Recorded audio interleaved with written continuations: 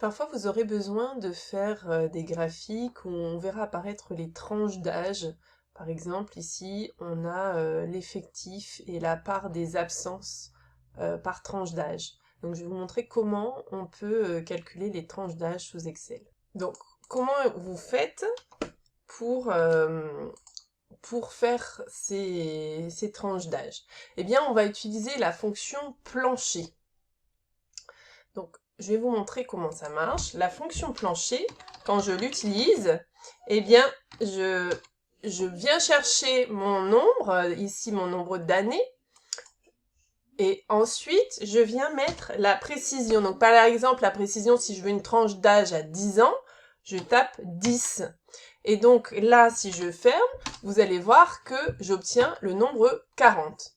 Si je voulais une tranche d'âge à 5 ans, par exemple ici, j'ai utilisé la fonction plancher, je suis venue chercher mon âge, mais en précision, je suis venue mettre 5. Et donc, du coup, eh bien, le plancher à 5 ans en dessous de 67 ans, c'est 65. D'accord? Donc, si ce monsieur, je le mettais, il était né en 76.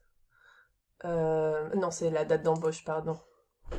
S'il était né en 59, voilà, il aurait 65 ans.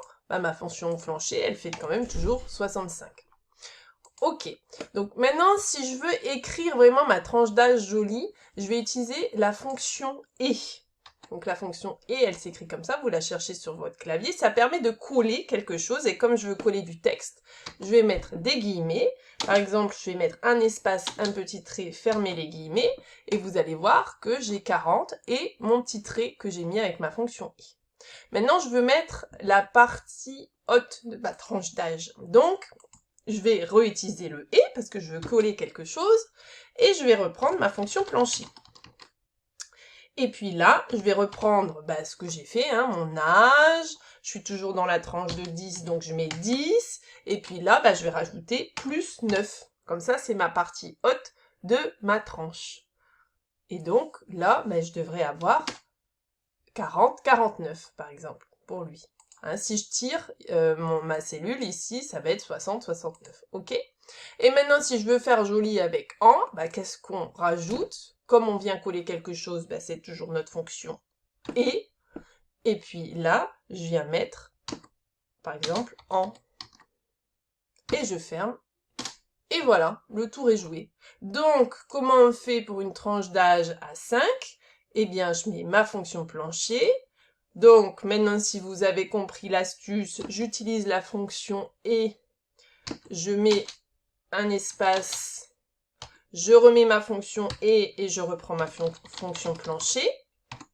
Je viens reprendre mon âge ici, et je suis dans la tranche d'âge à 5 ans, donc je mets 5, hop, et je vais mettre plus 4. Et puis après, je vais réutiliser ma fonction « et ». Et voilà, le tour est joué. Voilà pour écrire vos tranches d'âge. On en aura besoin plus tard pour faire des graphiques par tranche d'âge.